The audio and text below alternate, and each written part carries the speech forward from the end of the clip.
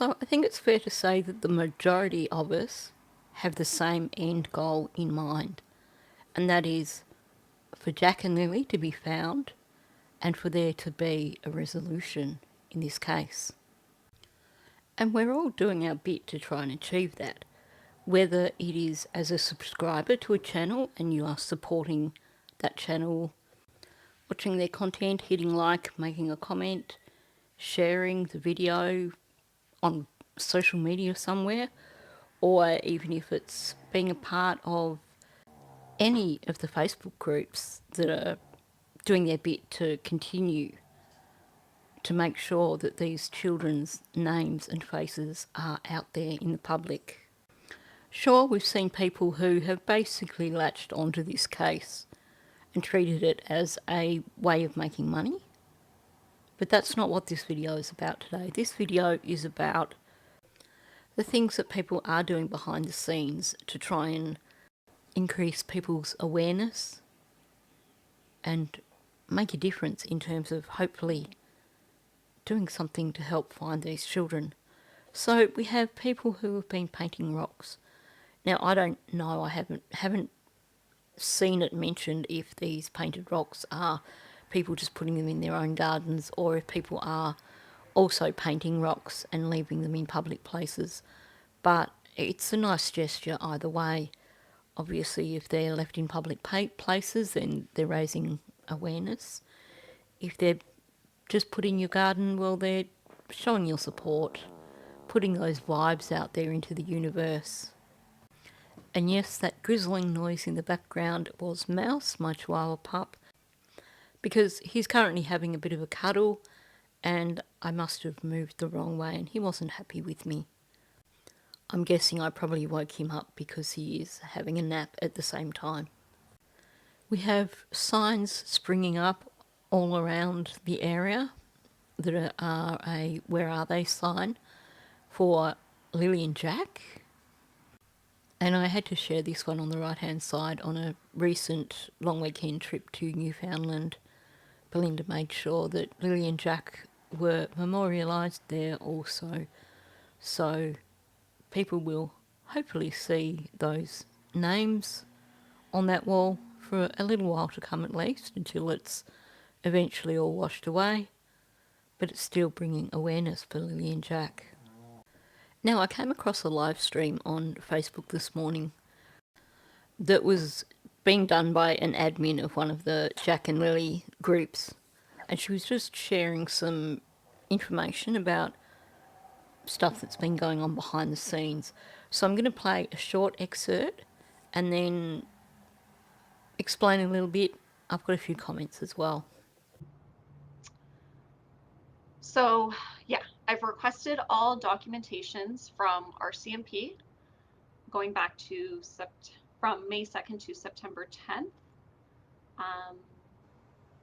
I get the feeling, to be very honest with you guys, that I'm not going to get them very easily. I've already had about 7 emails back and forth, which have been me basically resending my driver's license twice, putting my signature on a paper to confirm who I am,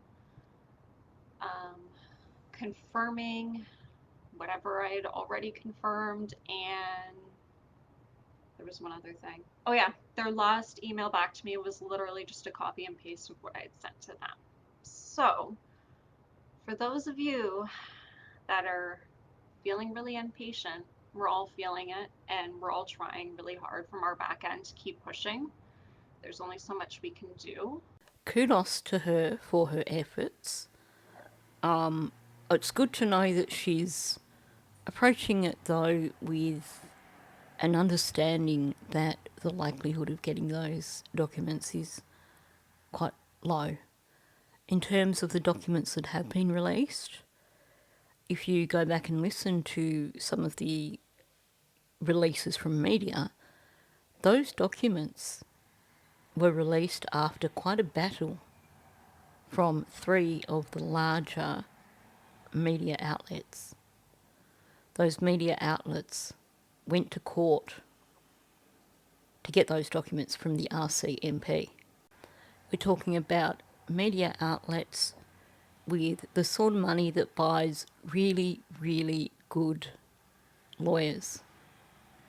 So for us, for the average Joe Blow, trying to get any more documents from RCMP, I suspect, is going to be like getting blood from a stone.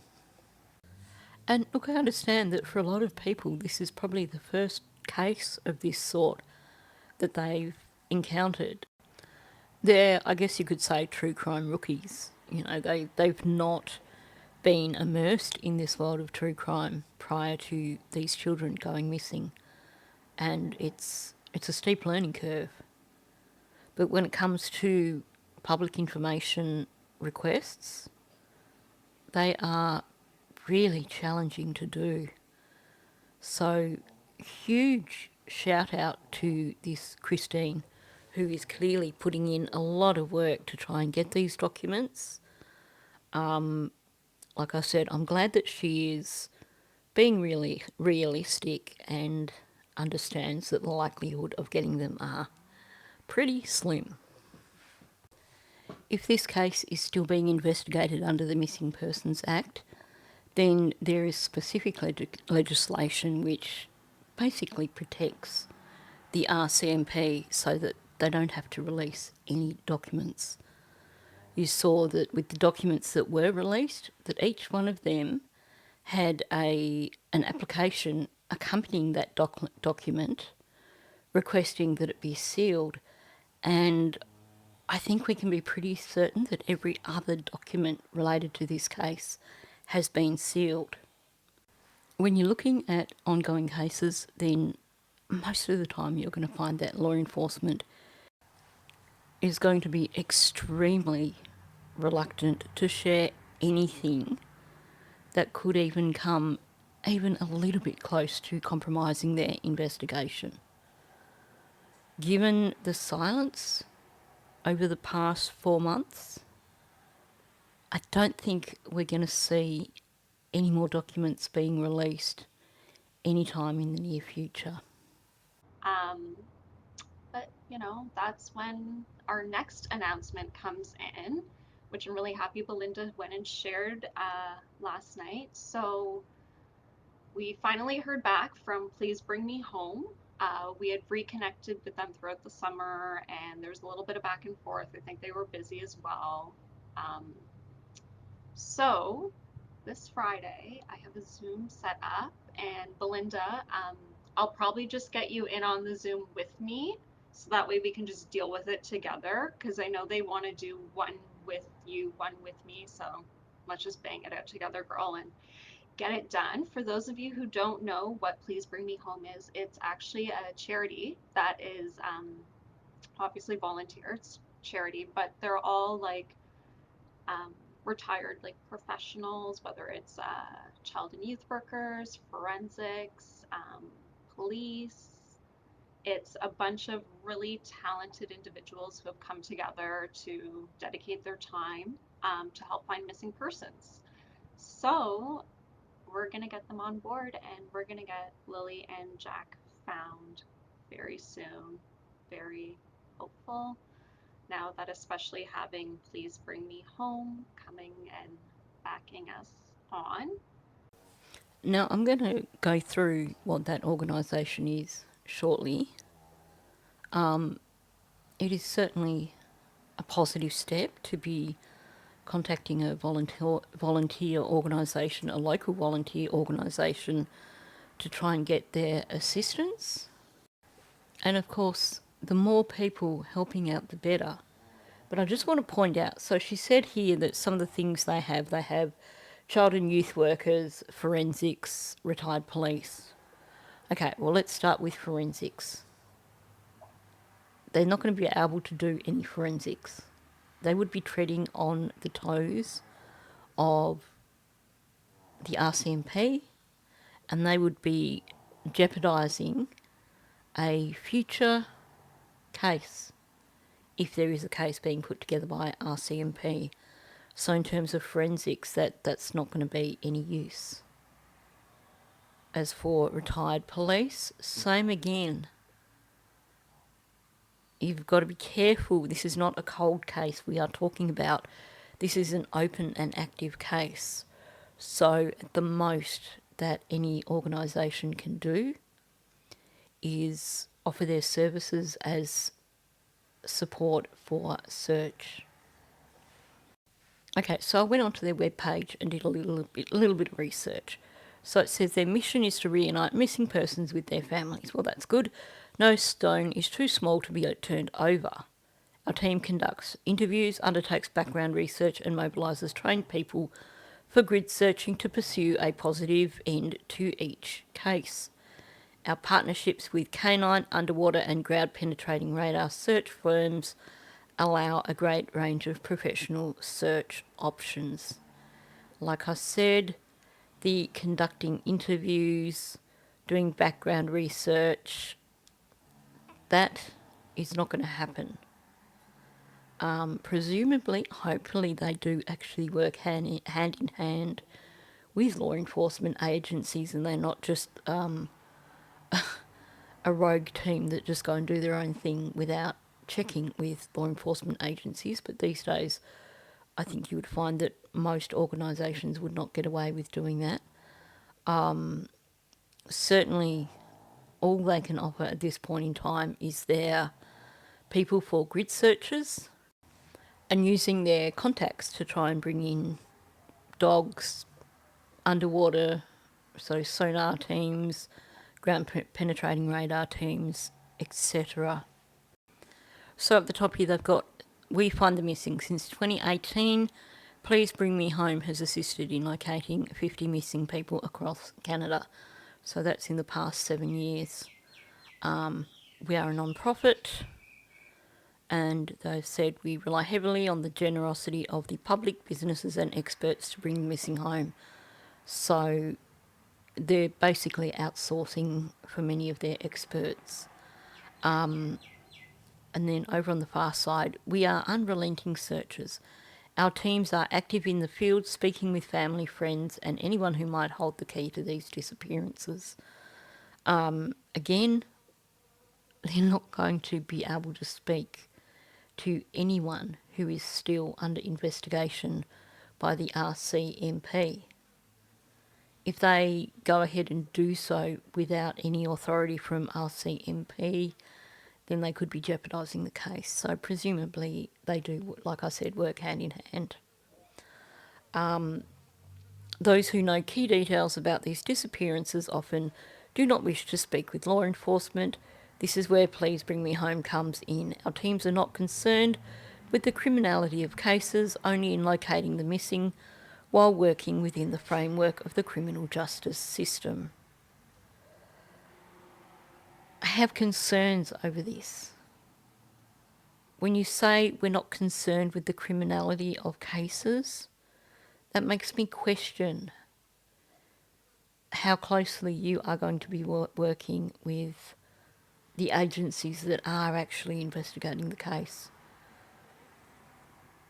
I hope, and I can't find anything on their page, so if anyone can let me know, I hope that they are the sort of organisation that their first step will be to make contact with the RCMP and say, we're here to help, what is it you want us to do? Not for them to be running around in the background and essentially treading on the RCMP's toes. Okay, so they're basically saying here this is their Who Are We page. They're founded in early 2018 by these three people, although their history of the organisation stretches back to early 2016. They're saying since then we have assisted in locating 50 missing people.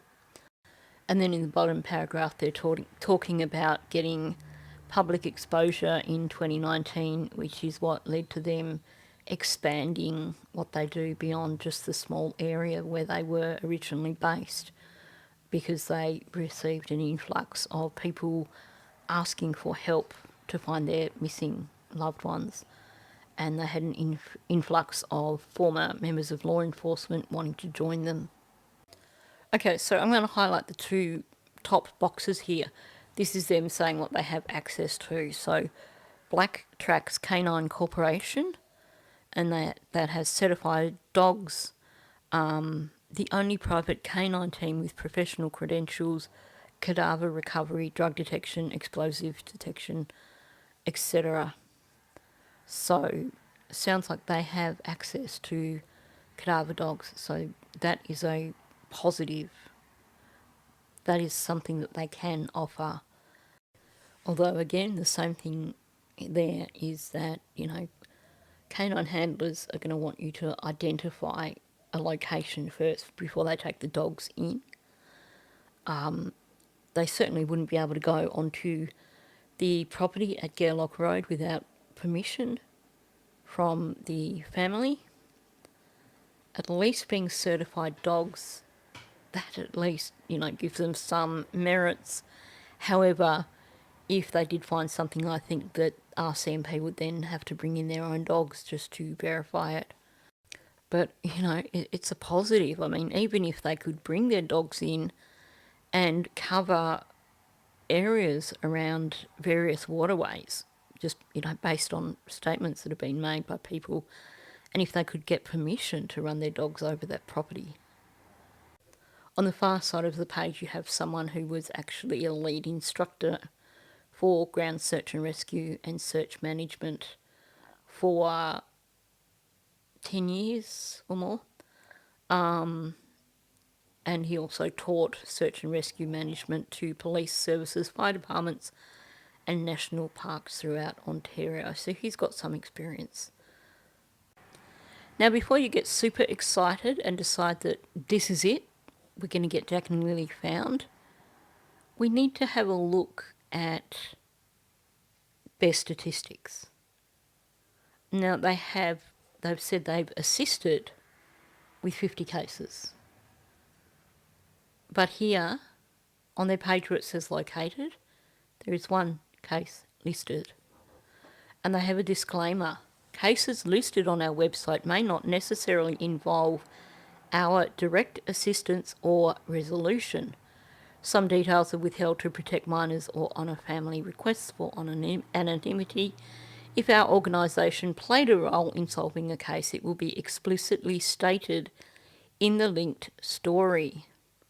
We invite you to click through to learn more about each case. Note that our overall solve count includes cases where we contributed to the investigation, but some successes may not be publicly disclosed due to sensitivity or family preferences. The only one you've got there, under their located one, is locked, so we can't actually look at it. So they sound good, but I think we've got to recognise there are limitations here. First of all they can offer is their services as a search team. And they're not saying that they have the necessary equipment. They are saying that they have connections to bring people in with necessary equipment. Their case history is saying they've assisted with cases. They've located one person out of these 50 cases. So don't get too excited about this organisation becoming involved. It sounds like they are definitely worthwhile, but it sounds like they are still a relatively new organisation and not necessarily in the same league as somewhere like Texas EquuSearch. So for those of you who are not familiar with Texas EquuSearch, I have a promotional video that I've gotten off YouTube. It is the gold standard search and rescue organisation.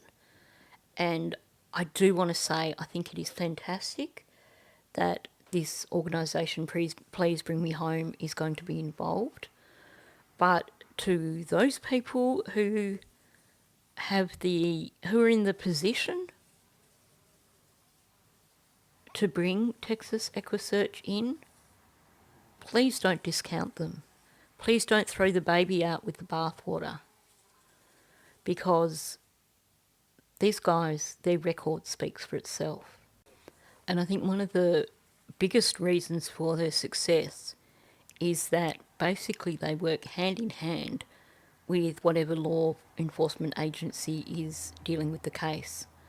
Meaning that these guys get given all the inside information that regular civilians don't get told.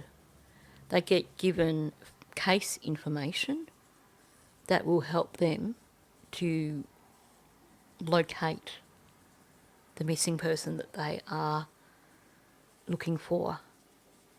And yes, I know I'm pushing this hard, but I would dearly love to see Texas EquuSearch or Midwest EquuSearch jump in and help out with this case, because they are the best of the best. How many weeks and months can it take for you to find someone? You know, many times we find them in the first hour or so, or first day. It goes from that till a search we just completed like 3 weeks ago. I mean, we went back probably literally more than 20 times over a year. And then finally 3 weeks ago found her body. So, it all depends. And new information comes in, we'll go back. I mean, I actually dug a girl's body up, a 15-year-old girl that was missing 25 years. 25 years. Founded in August 2000, for almost as long, Texas EquuSearch has been helping reunite families with missing loved ones. Sometimes, a team of volunteers will bring people home alive. Many times, it is about finding remains and bringing some form of closure to grieving families. The pain that comes with this kind of grief is something Tim Miller knows all too well. In 1984, his daughter Laura went missing. I've been there my own self when my own daughter disappeared, and the police said she was a runaway. I knew in my heart she wasn't. There wasn't any searchers. There was never one article in a newspaper, never one story on a TV, and for 17 months. And her body literally was accidentally found. And I remember every minute of that 17 months, and when somebody called my phone or pulling my driveway, getting heart palpitations, that feeling of helplessness and hopelessness, and nobody cared, and we couldn't get any help. And she cared to me, how come we couldn't get any help? And after Laura's body was found, I made that promise to God and Laura, I'd never leave a family alone. I never thought that we would grow this big. From their office in Texas to the world, the nonprofit works in a kind of collaboration with government officials and law enforcement, often picking up where these organizations have had to leave off. The reason that, I guess that we've been that valuable, because when law enforcement out there, all them first responders and stuff, when they got investigators doing the investigative end, they don't have the people, they don't have the dogs, they don't have the drone airplanes, they don't have the sonar, they don't have the ATVs. I mean, the list goes on and on and on.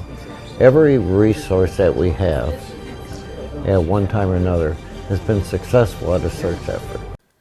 So these guys have every resource imaginable that is directly connected to their organisation. So, like unmanned sonar. So in the reports, in the documents, there was a mention that RCMP didn't cover one pond because they couldn't get access to it with their boats. So that's where you would have EquuSearch come in with their unmanned sonar and run that over the pond to see if anything comes up. They've got ground penetrating radar. They've got drones with software that was actually developed by one of their team members, that it basically is designed so that the drones go and they film an area, and then it's run through the software, and the software will look for shapes or colours that are programmed in to, as, this is what you want, we want you to search for. So, for example, had they had a drone up early on in the search, that drone probably would have or would have definitely spotted that bit of pink blanket had they searched for pink items. And they have been directly responsible for finding missing people. Not they've assisted with doing so, but it's been them who have gone in. They've been called in by law enforcement, and they're the ones that have located the missing person. For all of it, Texas EquuSearch relies on volunteers and donations from the community to keep the searches going. The only way we survive is through donations and little fundraisers and stuff we have. You know, there's been families that have tried to pay us and hire us, and we let them know, no, listen, you paid the ultimate cost. You got a missing loved one. And so, yeah, these fundraisers are extremely important. When you go through all these cases and everything, you know, there's still too many of them that are still missing and haven't been found. You know, I've been around 24 years, and we've been on over 2,500 cases in 42 states, 11 countries, and you know, we've had a lot of success. You know, many times we're the last and only hope for these families. How much is Laura with you when you're searching? Oh, you're gonna get me choked up a little bit, but you know what? When I would go out there, I'd throw that cross out there where Laura's body is found. And I'd walk up to that cross and I'd say, Lord, please don't hate your daddy, but I can't come out here anymore. I have to say goodbye. I have to put my life back together. And you can believe it or not, I'd be walking away and I'd hear this little voice say, Dad, don't quit, just please don't quit. And if it wasn't for her, we wouldn't be here. So, you know, I think about her every day. I miss her. Nobody's going to ever take her place. There's always that empty spot at the dinner table. But because of her death, because of what I went through, we've made a difference in many, many, many people's lives over the years. And I can look back and say, Lori, you know what? Your death wasn't in vain. It wasn't in vain. 77 years old. Had several back operations, had bypass surgery just a few months ago, and I said, that's it. My doctor said, no, we're rebuilding you. You got work to do. So I always want to keep that promise I made to God and Laura. I'll get choked up. I never want to leave a family alone. You can't break that promise. Honestly, I think this is something that I really want to push for. I want to see these children found. I'm so grateful for this organisation, Please Bring Me Home. But I think, you know, if we can get Texas EquuSearch on board as well, they have a proven track record. They've worked over 2,500 cases across 42 states and in 11 countries.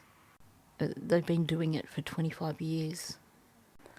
So whether it is the RCMP themselves or a family member of Jack and Lily, I really hope that someone actually considers contacting this organisation and asking them to become involved. Meanwhile, we know that the forests have been reopened.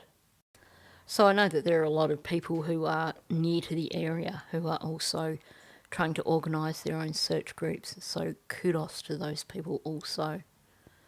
So let's hope with all these possibilities that are in front of us that somehow, sometime soon, there'll be some progress in this case. So on that note, thanks for listening. If you are new to my channel, please subscribe. Also, please hit that like button and please leave a comment below. Thank you, and I'll catch you in the next one.